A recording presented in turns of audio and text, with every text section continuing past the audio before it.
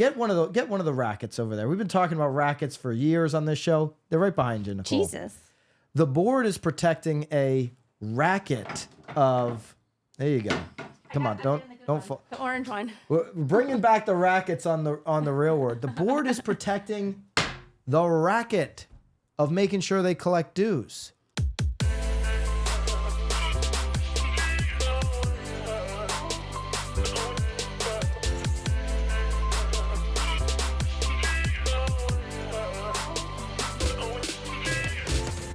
This is Byron Lazine and Nicole White, and you are tuned into episode 325 of The Real Word. Word is up.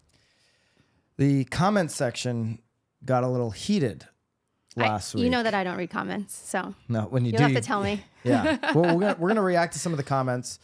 Last week's pod.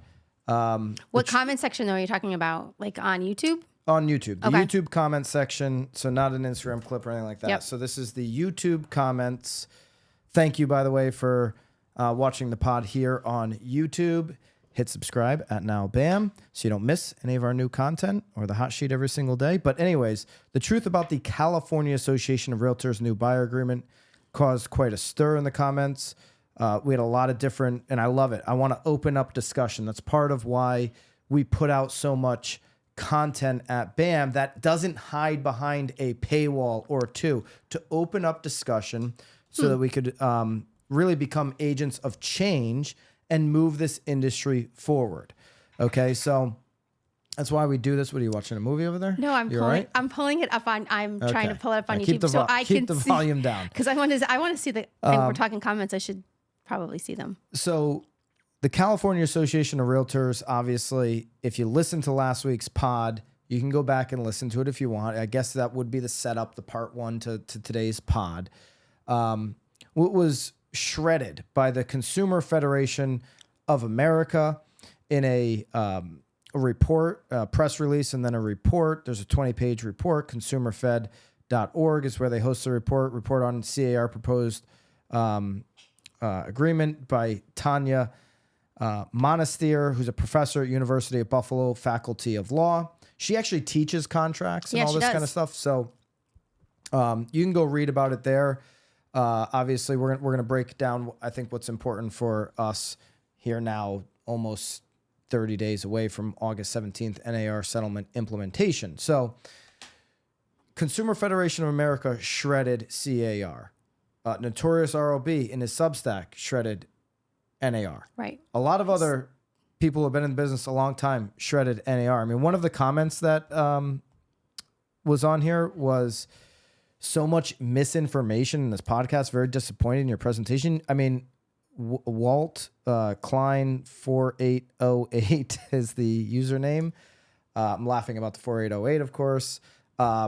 Listen, expand on that. I'm not offended by it. If you are disappointed in our presentation because you don't like what Consumer Fed is saying, that's what Consumer Fed is saying. Right. I'm not sure what you're talking about with misinformation. We were reading from Consumer Federation's report.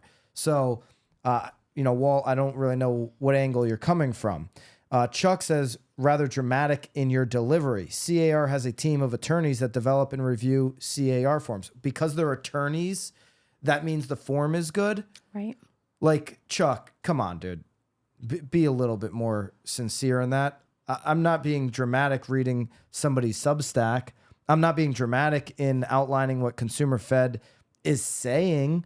They're the ones telling people to be wary of the C.A.R. form. DOJ's investigating the form. I'm not being dramatic. These are the facts. Okay? Just because C.A.R. has a team of attorneys that develop and review C.A.R. forms doesn't mean it's a good form. I've seen attorneys screw up, and Chuck, I'm assuming you've been in the business quite some time. Maybe you have, I don't know, but I'm just assuming that you're very knowledgeable about the business. Appreciate you leaving the comment. But I think if you've been in business long enough, you know that attorneys screw a lot of things up, okay? Chuck goes on to say the EXP form also doesn't address the California real estate laws set forth by state legislator. Now, the EXP form at the bottom, which somebody in the comments thanked us for linking because she's been not getting resources, looking for resources. Yeah. The bottom of that form says this is not to be used in Colorado. Correct. And it doesn't say anything about any other states. I don't know Yeah. what their attorneys, EXPs, did, and I'm not associated with EXP. I'm not Right. sticking up for EXP. I don't know what research they did to say this would or wouldn't work in, say, California or other places. All we commented on with the EXP form was what we liked and what we didn't like. Correct. I liked a lot about it. Yeah. I thought it was very well done. It was very simple. Well, and you applauded them on their website too about taking initiative in helping to provide information. Their whole buyer toolkit website is better than what I've seen from I've seen Realtor.com do one. I haven't seen really any brokerages do anything, besides EXP on that one that really stands apart. Okay. Now I want to get into a particular comment. Mr. Bay Area Real Estate. So Bay Area is in which state? It would be California. I would assume. Mr. Bay Area Real Estate. Love the handle. Love you comment and I hope you'll follow up here on this pod. Comments. The contract is nowhere near as difficult to comprehend as you both are implying. 4-page document is nothing. Real estate agents need to stop being lazy and develop more skills. Great times approaching. I think we both agree with that. Right. Mr. Bay Area Real Estate. I think there's an abundance of opportunity approaching. He says, great times are approaching. Majority of agents will be out because they are incapable of learning and understanding new contracts. Many already struggle. I don't tend to agree, or I don't tend to disagree, rather, that agents need to know the contracts inside and out, and that there's going to be a gap here between the ones that really understand everything and dive in and the agents that are capable, versus the incapable, as Mr. Bay Area Real Estate puts it.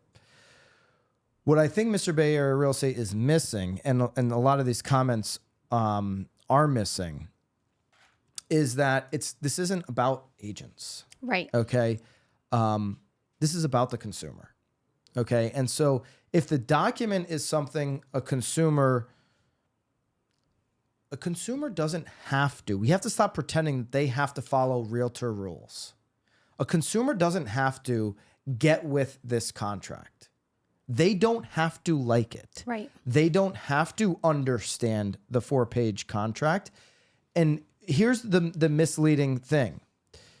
And I think, who was it? Bay Area. I think it was Bay Area Real Estate. I apologize if I'm wrong, but in this comment,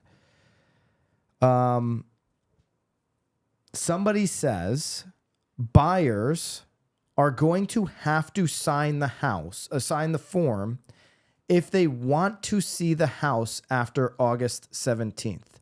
No, they're not. No, they are not. Agents, here's something to understand. Buyers don't have to follow realtor made-up rules. Mm-hmm. Buyers don't have to follow NAR settlement. Oh, yeah, here it is. Dawn Templeton 6889. Every buyer has to sign a buyer rep before they see a home is a question mark. If true, I love it. Good agents just getting more of the pie. Yeah, well, it's not true.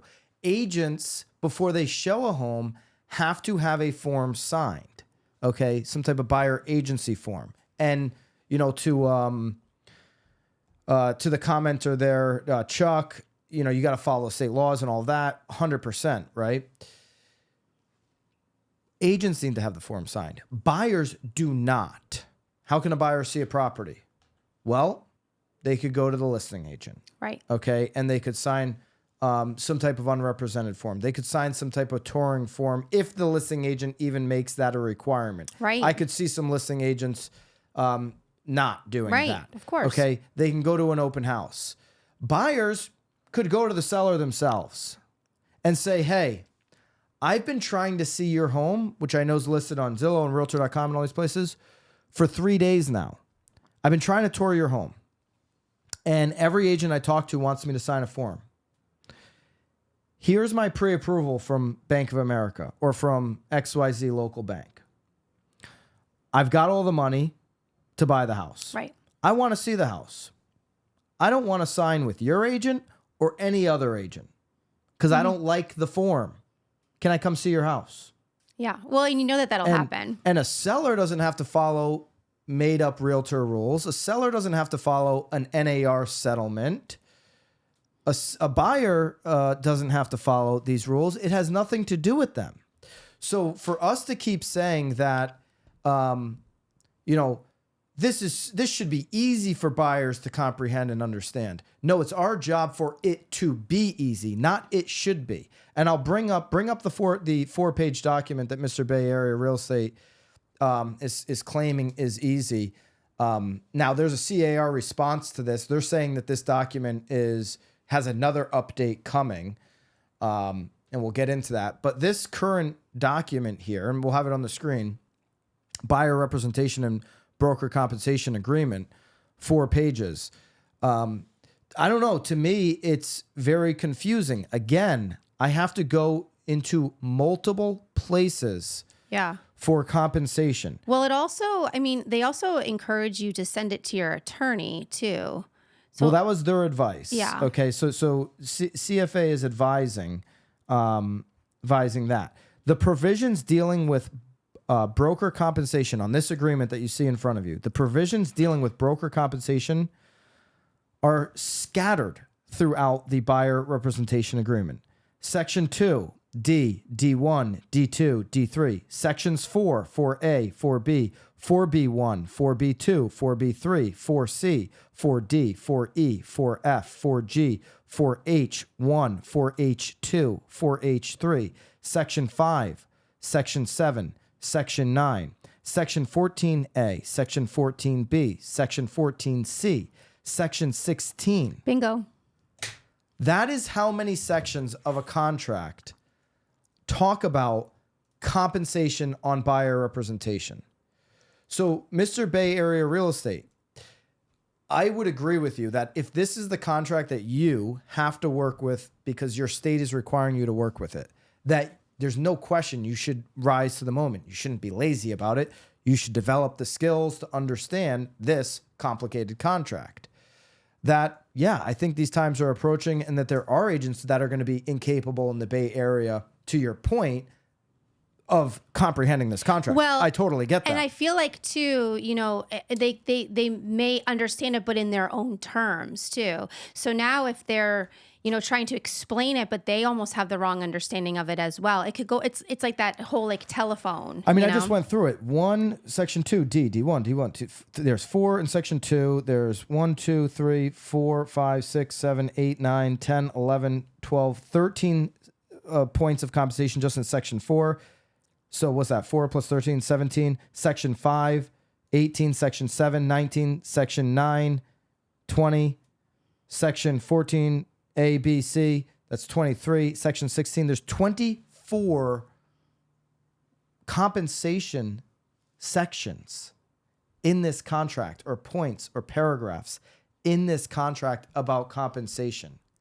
So, Mr. Bay Area Real Estate, you obviously are now going to have to understand this. I got that. And well, it sounds like according to him, they've been using a 4-page. I mean, this doesn't seem like new for them. So I reply to him saying the C.A.R. form doesn't protect buyers. It confuses them. If there's 24 sections that as a buyer, I need to understand about your compensation, guess what? I'm exhausted. I just probably won't compensate you. Right.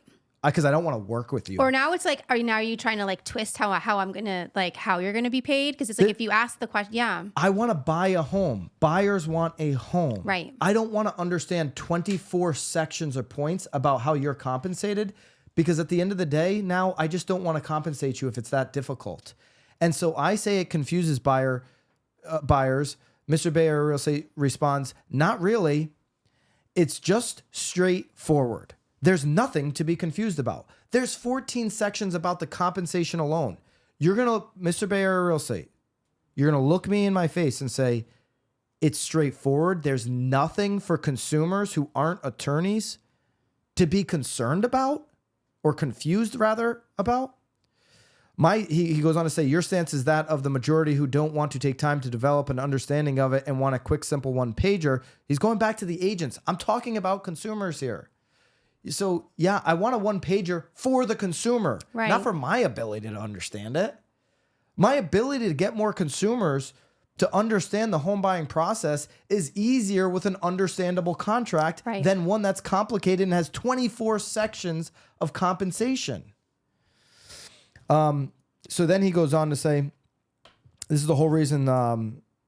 He goes on to say the one pager you mentioned, some of the Zillow agreement is a joke, which is the whole reason why the lawsuit happened in the first place. No, it's not. It's not the reason the lawsuit happened in the first place.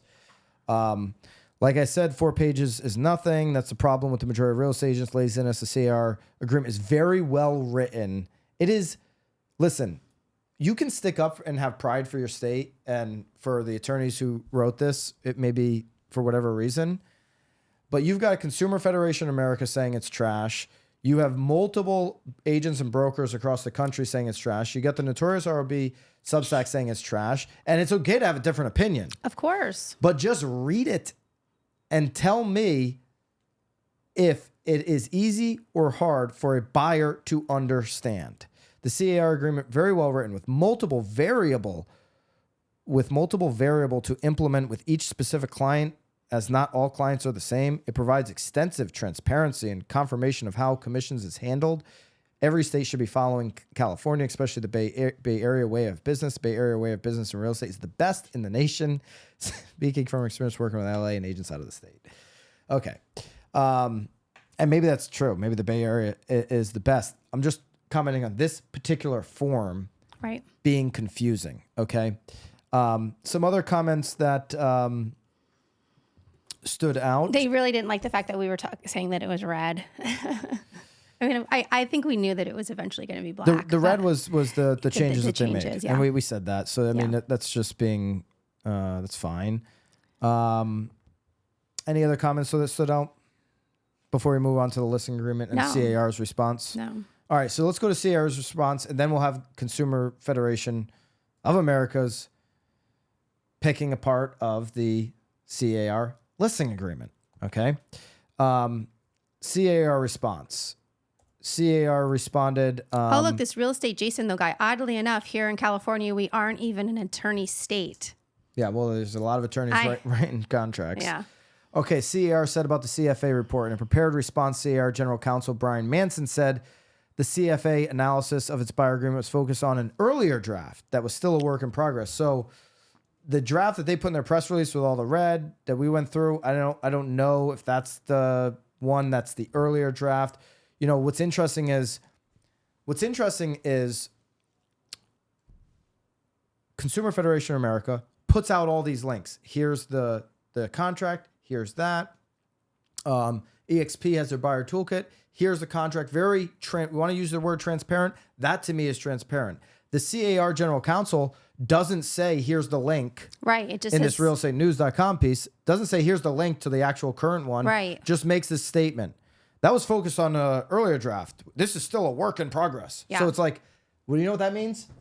We've heard a bunch of feedback and now we're going to make changes. Right. He's walking it back, Mr. Bay Area of Real Estate, noting that the association has already made changes that may address many of the concerns from the CFA.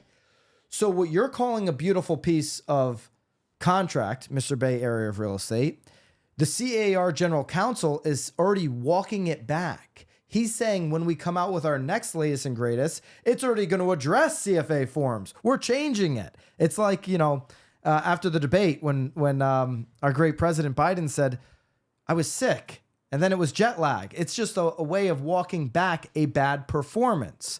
Whether you agree with that performance is bad or not, that's up to you.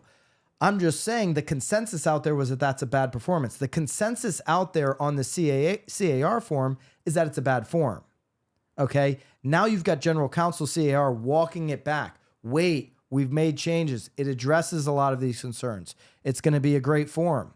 Manson took particular issue with CFA's allegation that C.A.R. draft buyer agreement sought to circumvent new rules mandated by the NAR settlement. The CFA piece says the form doesn't comply with the NAR settlement. That is wrong. So the CFA piece says the form doesn't comply with NAR settlement. That is wrong. Both the draft reviewed and the latest draft of the form comply with all practice changes required by the NAR settlement, as well as within California law. California law is important here because it's a California form. I don't disagree with that it doesn't comply with the NAR settlement. It probably does. You know, if I could understand the damn thing and get through the 24 sections of compensation, right, you're probably in full compliancy with NAR settlement, which is, again, a realtor thing, not a consumer thing. Right. What I'm saying is you need to comply and make a comprehensible, straightforward. If I were to shake your hand, Nicole, and you're going to be my buyer agent. Yeah. And that form needs to be focused on what we talk about, the handshake. I need to understand it and move forward. I don't want to become an attorney Right. to understand your freaking compensation Right. before I buy a house. Yeah. I'll just remove you Correct. out of the way. Yeah. You've been thinking about Mr. Bay Area, haven't you, for the last 6 days? Mr. Bayer, love you. Love Mr. Bay Area. Love the Look handle at you. too. Yeah. Mr. Bay Area Real Estate. Listen, again, it's okay to have pride from about where you're working, the Bay Area, beautiful area. It's okay to have pride in how you guys do the business. You're one of the only people, and it happens to be that you work in that market that is, you know, for these forms, okay? And I just think what's most important is consumers. If consumers agree with Mr. Bay Area Real Estate that they love the form, Yeah. they love 4 pages versus 2. They love way more 24 sections of compensation as opposed to 1 with 3 bullet points. Right. Then if consumers like Yeah. attorney speak, I think then I'll come back on this pod Correct. and say, dude, consumers love this. Yeah. I'm for it. Because I think that you would agree with him, though, because what he's trying to argue here is that agents have to stop being so lazy. And in that situation, I think that you could agree with what he's arguing there, but that was not your point. Yeah, I agree with him. Correct. I totally agree. Yes. Agents need to be really diligent. You need to know the forms inside and out. Not that, you know, listen, I'm pretty certain AI is going to be able to walk somebody through signing a contract here in the next 2 to 3 years, but you need to understand it inside and out. You need to have a lot of different facets of your business to be relevant moving forward. Yeah. I get all that, and laziness isn't going to support any great agent. Totally am with that. Part of, I think, what I would classify as a lazy agent is just accepting the board form that protects the board. Okay, the board is an enterprise of collecting dues and keeping this. Get one of the rackets over there. We've been talking about rackets for years on this show. They're right behind you, Nicole. Jesus. The board is protecting a racket of. There you go. Come on, don't fall. The orange one. We're bringing back the rackets on the real word. The board is protecting the racket of making sure they collect dues. I know they do it in the disguise of what's right for the consumer. What's right for the consumer is a form that they can feel confident in fully understanding and signing.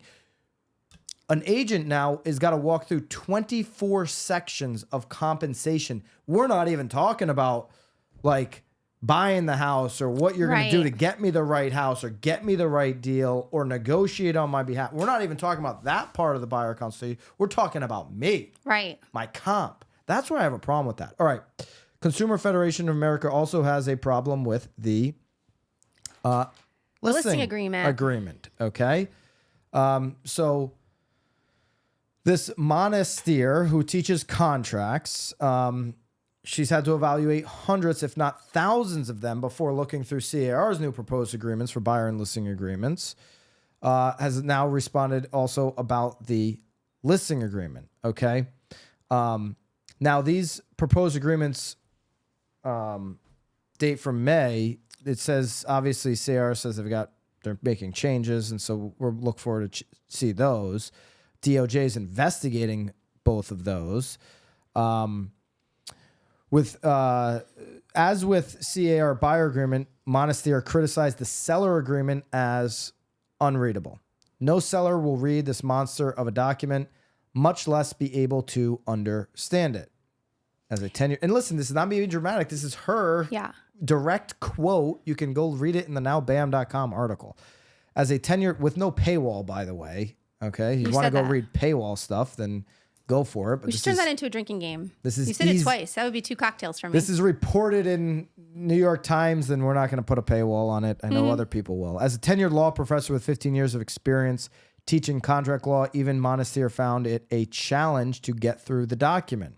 15 years experience teaching contract law. Not many consumers are going to have that type of experience, Nicole. Correct. Well, and they don't need to because they didn't go to law school. No, of course they don't need to. They're They trying don't to need sell to. a house, buy a Yeah. house. Yeah.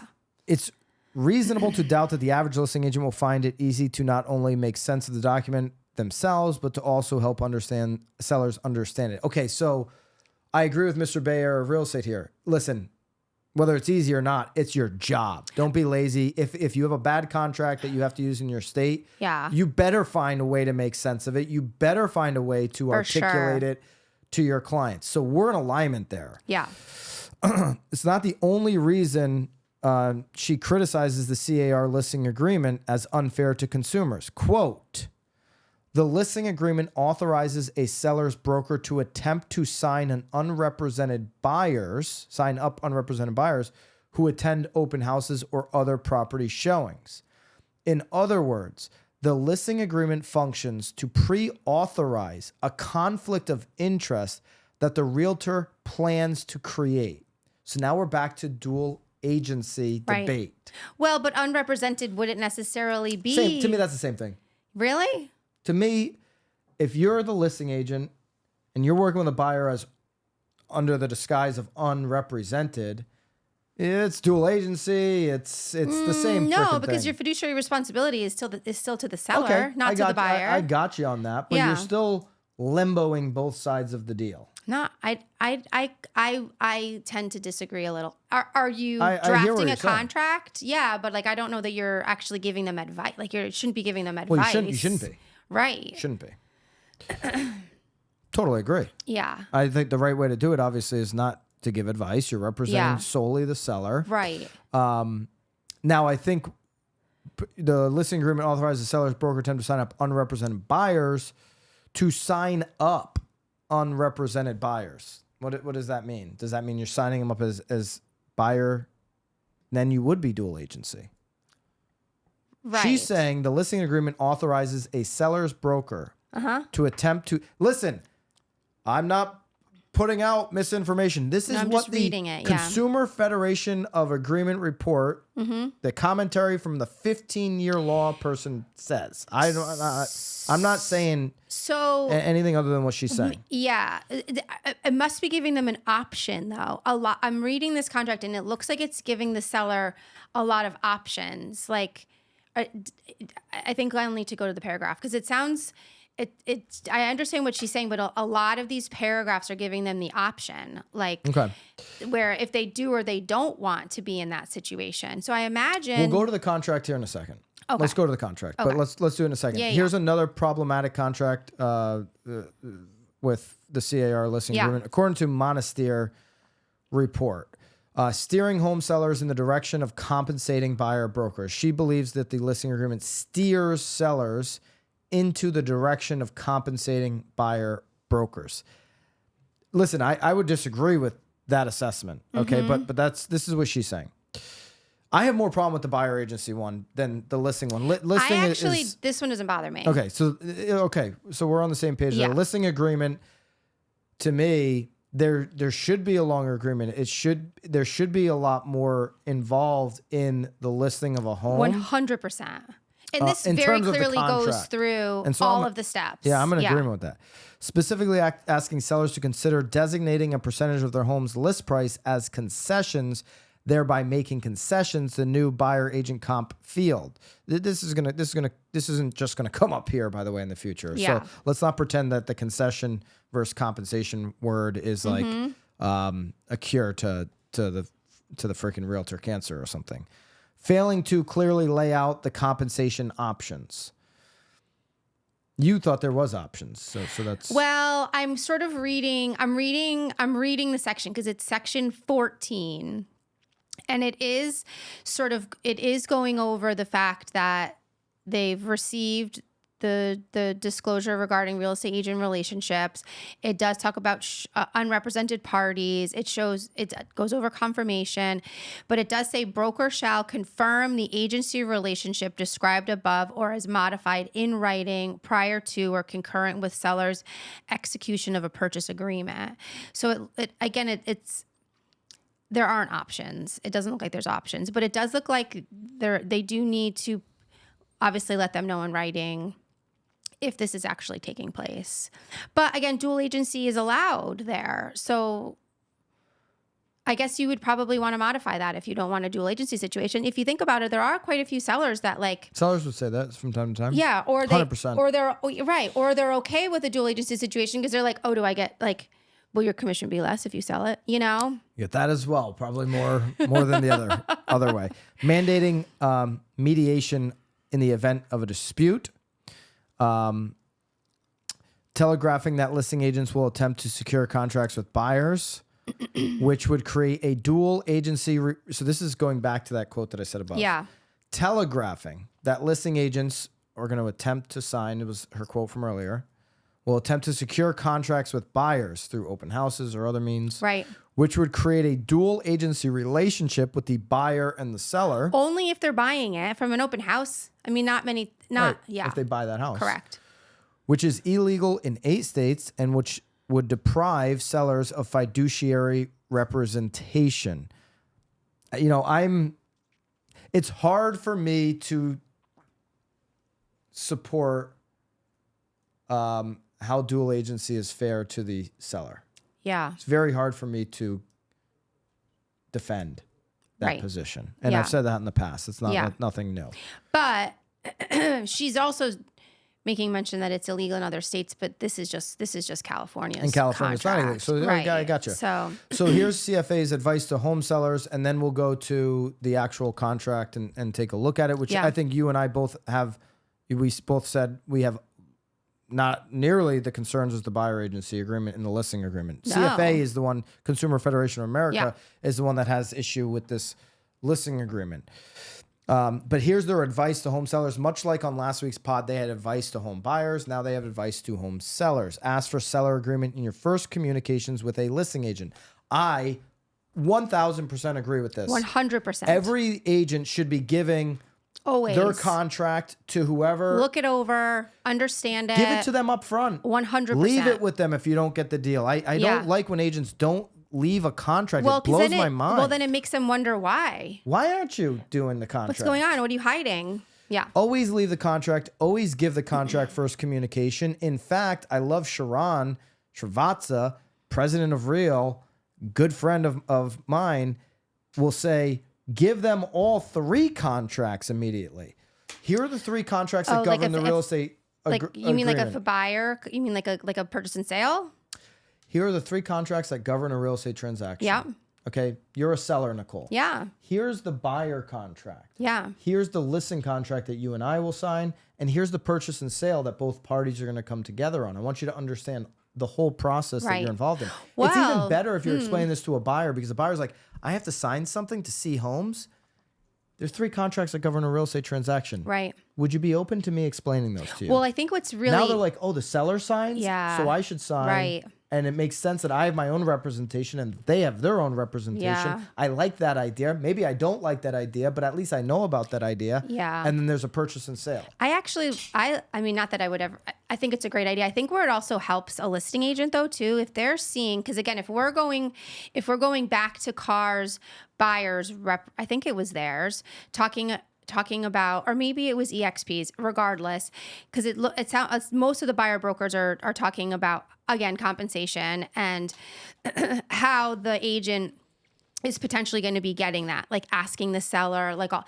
So I think it's probably important for the seller to see that contract, knowing that if they're not offering out a compensation, it's certainly going to be like asked. Absolutely. Because it's on the buyer broker. That's exactly how the brokerage is going to be going about getting coverage, by asking the seller. So let's have the conversations about this now. You're going to sign me. I'm the seller. You're going to sign me to a listing agreement. To CFA's point, you're going to go and get buyers at the open house. And now you're going to write that buyer an offer with me offering comp without having the conversation about the comp offer in the beginning? Right. Yes, 1000%. I mean, that will just, I feel like, make it even less challenging for a listing agent to get a seller to then understand and agree to the benefit of offering out a compensation. Yeah. Yeah. Here are some of the other advice to home sellers.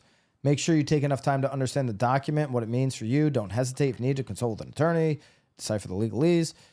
Then discuss the contract with the listing agent with particular attention to how the agent compensation will be paid.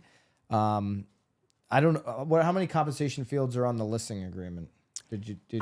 There's really just kind of, there's like C is the compensation. Yeah, there's 24 notice. in the buyer agreement. Well, but there's C1, C2, C3, C4, C5, C6, C7. Like, so there's 7 versus 24 on the buy side. Correct. Yeah, it goes over all of it in that one section. Their advice is try to negotiate the listing broker's compensation. They advise that to buyers. They just want. Here's the other deal with CFA, Consumer Federation of America. Additional compensation to seller's broker if buyer is unrepresented. I mean, it goes over sort of all the scenarios. Consumer Federation of America wants to intentionally drive down commissions. They don't believe agents should be paid what they're paid. So let's also say that Consumer Federation hates the amount of money real estate agents make to do their job, which also would lead you to believe that, okay, if you weed out some of those really good agents because they're not getting paid what they're worth, that you're going to have first-time homebuyers in the end being unrepresented. So Consumer Federation of America is in a little bit of a pickle there with how they want to drive down intentionally. They want to have a hand in driving down comp. That's Consumer Federation of America's devilish position over there. Yeah. Resist the listing agent's advice to make an offer of compensation to the buyer agent. Resist the listing agent's advice to make an offer of compensation to the buyer agent. Mm-hmm. So Consumer Federation of America, I would have a problem with you on this. Yeah. The listing agent should present at least options. All the options to that seller. And if the seller, listen, if the buyer has a buyer agent, they're most likely to negotiate this in their offer. So seller, it's up to you. We can negotiate now. Decide what the number is, a low number, a high number, an average number, whatever kind of number that we want to offer as comp. We together can make a stance and say, this is what we're offering as comp. And which means when you make offers on the house, we're going to be focused on that. Or on every offer on the house, we can do a negotiation around comp and then get into the negotiation around the house. Yeah. Some sellers might want to take that off the equation and control what the number is going to be up front. It's interesting, though, too, because I believe it was the C.A.R one last time where they'll only be compensated what they negotiated, though, with the buyer. So even if the buyer agent. Correct. So even if the seller is offering out higher, yes, it's going to go back to the correct. So again, that's realtor rules. It's not but that's going to save your seller. It'll benefit the seller, for sure. Yep. Yeah. Yep. But the seller. No, but I agree. I think going into a listing, it's best just to let's work off your bottom line. There are going to be some sellers that want to negotiate 2 things at time of contract. And there are going to be some sellers that want to negotiate one thing, the house. Right. Okay. So by Consumer Federation saying resist the advice and only do it one way, that's creating less options for sellers. Yes. And so then they say, but consider indicating to the buyer that you're willing to help them cover this expense in exchange for a higher list price. But consider indicating to the buyer, how do you make that indication without offer? Okay. So Consumer Federation of America, you're probably not a lot of people who have negotiated deals before. You're probably a lot of fancy, smart people who've read books and theories and have done some work at some of our premier universities across the country. Well, what's funny, though, too, is they're saying how a negotiation works is you make an offer, I make a counter offer, we work this thing out, we come to an agreement, we do a deal. Well, and then saying that the purchase price needs to go up, but their purchase price is based on you covering their compensation. So, they've already elevated their purchase price knowing that they're asking, That's right. Yeah. If you do agree to offer a compensation to the buyer broker, make sure excess reverts back to you and not the listing agent. Yeah, I would say that that's good advice. Yeah. Yeah. If I'm a seller and I'm making an offer to a buyer broker, and then they've agreed to a lower number with their agent, I want the excess. I want to have a percent of my house. 1% of $300,000 is $3,000. Give me the $3,000. I'll find something to do with it if I'm the seller. Yeah, I agree with that. Do not sign any contract that is not satisfactory. Shop around for a different agent or consider selling the property yourself with the help of an attorney if you have on retainer. So that's the punchline, Mr. Bay Area Real Estate, is don't sign a contract that's not satisfactory. Just because that's your form in California doesn't mean, going back to the buy side, I have to sign your silly form. Right. There's a variety of ways I can buy a house without your 4-page form that has 24 sections of buyer agency compensation. With August 17th approaching, it is more important than ever for agents to keep their clients, not just for the transaction, but for life. So I believe so much in what Reminder Media is doing. They're creating content that allows you to stay in front of your sphere of influence, the clients that you've transacted with in the past, so that they think of you first when they have a referral, when they have another transaction. A lot of people send a just sold or a just closed Realtor talk mail. Reminder Media supports agents like Nicole, my co-host on The Real Word, in building out an authentic magazine where you can advertise your own properties. Here's an example of our award-winning luxury new development that we have in Connecticut.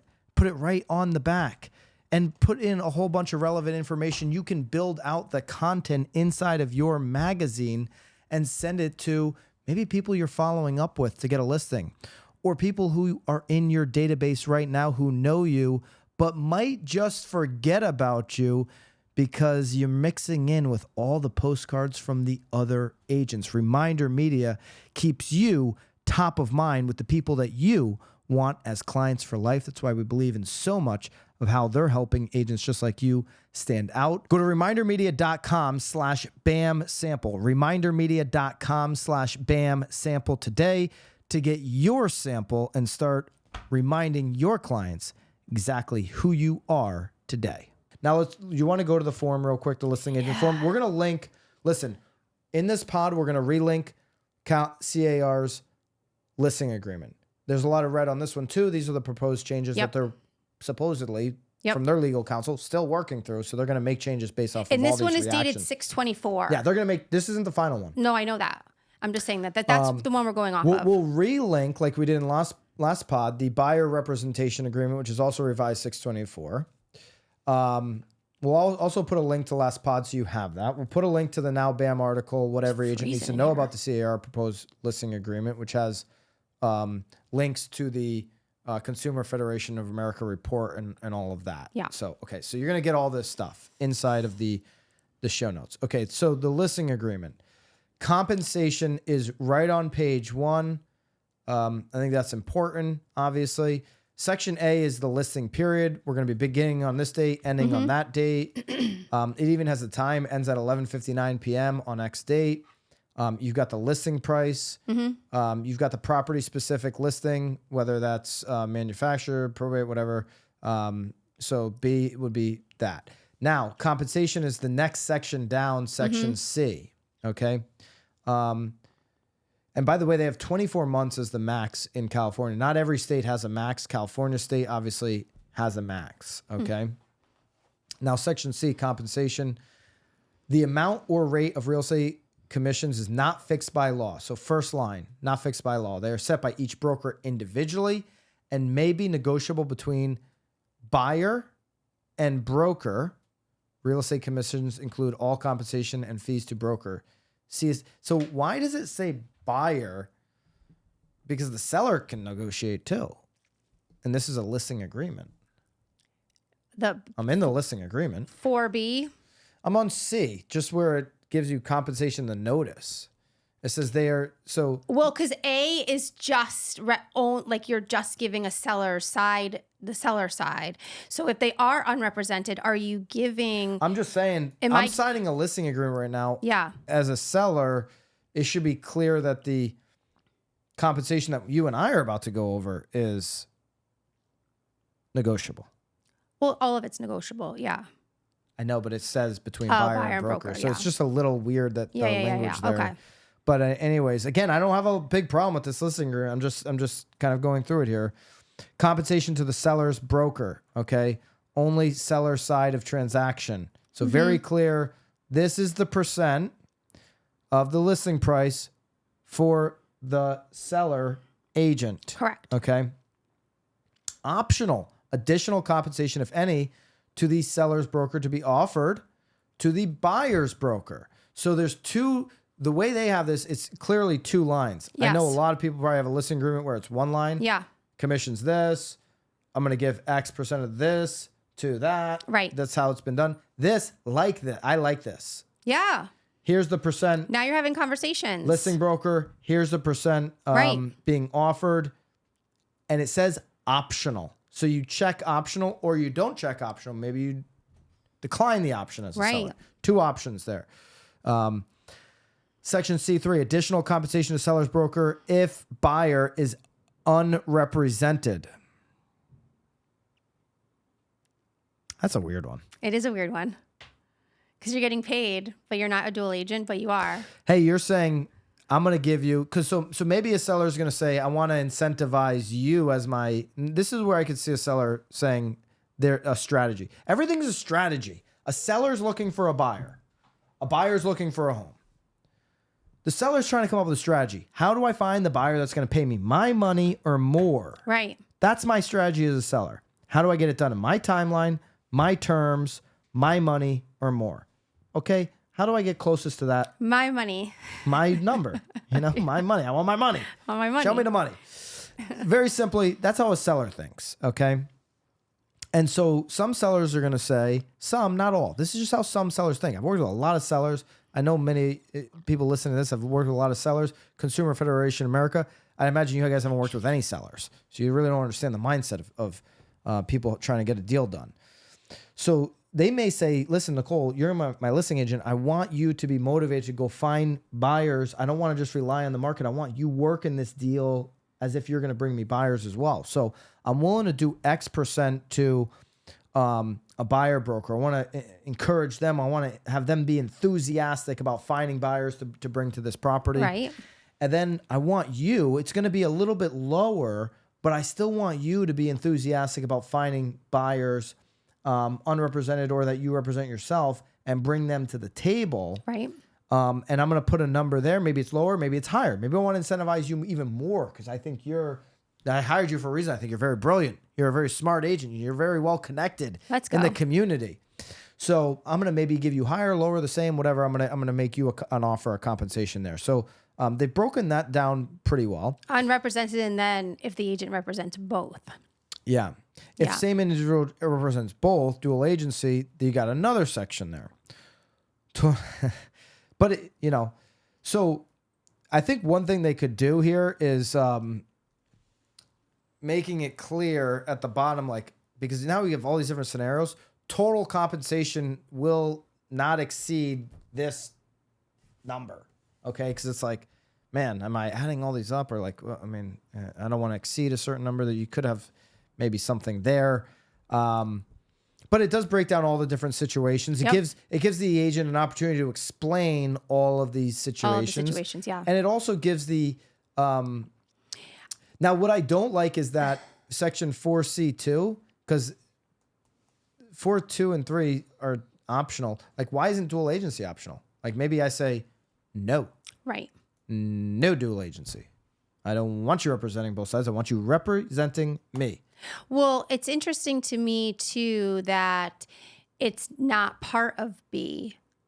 If same individual represents both seller and buyer, you would think that, but they're saying it's the total combined compensation. So it'll be C1 and C2. I do like how they go down in this block fashion. Yeah. You go to page 2, MLS and public marketing. Or public will be marketing and following MLS. Coming soon status, public marketing, placing property. It allows me to walk through this in an easy to understand way. I think the whole thing is beautiful. Yeah, I have no problems with it. hey, especially because unrepresented buyer is going to probably become pretty prevalent now in this environment. Yep. So never have I necessarily discussed an unrepresented buyer before. I think what this shows is, hey, California Association of Realtors, and probably not unlike most associations across the country, they got a really good understanding about how to put a contract together on the listing side. Yeah.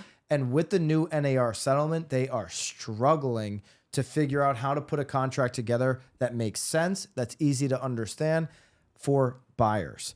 That probably starts at the top with NAR, lack of direction there. They're not contract writing. They're having their local boards write the contract because there's obviously state laws. Totally got that.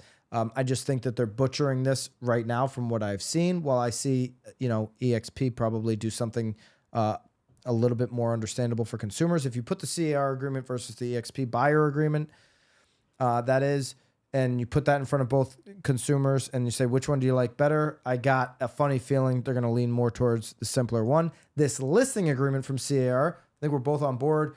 This makes a lot of sense. This is something that I think a seller can wrap their mind around, can really understand at a higher level than the buyer agreement. But what's most important, again, is what you think. So I'm really looking forward to your comments here. Again, Mr. Bay Area Real Estate, I hope you jump back into the comments. Love to have a conversation with you as well. If you think there's more to add to this, if there is more to add to this, we'll definitely do another recap. But love to know your thoughts here in the comment section on YouTube. What do you think about C.A.R.? What do you think about the different forums? What do you think about Consumer Federation approach, what they've said? Nothing that we've covered here or on the last pod it's all just being reported by Consumer Federation America. So our opinions. We don't like the buyer agreement. We don't have a problem with this listing agreement when it comes to C.A.R. Consumer Federation America, of course, has a problem with both. They have a problem with agents making a lot of money. So there you go. So maybe you don't like anything that they say. Maybe that's the position you take. But we'd love to know what you think down below. Like it. Nicole? Let's go. One thing I think for sure is agents of change. You got to be in the right room to be able to impact. And I agree with Mr. Bayer of Real Estate. We don't need lazy agents. We need agents that are ready to meet the moment. Next week, a week from tomorrow, July 17th, we have the BAM Barbecue virtual event.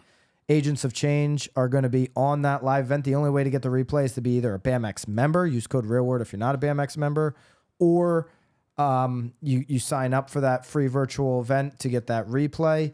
I'm going to be talking to some really interesting people. Samantha DiBianchi down in Fort Lauderdale, who is an independent broker, been an independent broker. She's got some fascinating thoughts on how buyer agency is going to change. I'm going to be talking to her about that. Chris Smith is going to be there. Tom Toole, Paige Steckling, Luca Cree from Reminder Media. Shout out to Reminder Media, who obviously supports the show. So great event next week.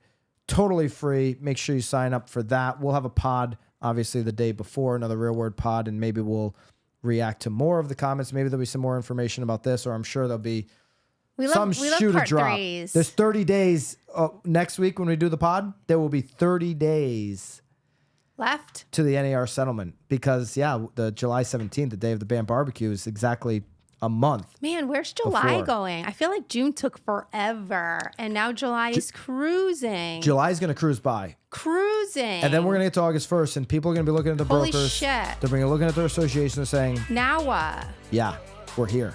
We're here. All right. There you go. Let us know what you think, and keep it real. See you guys.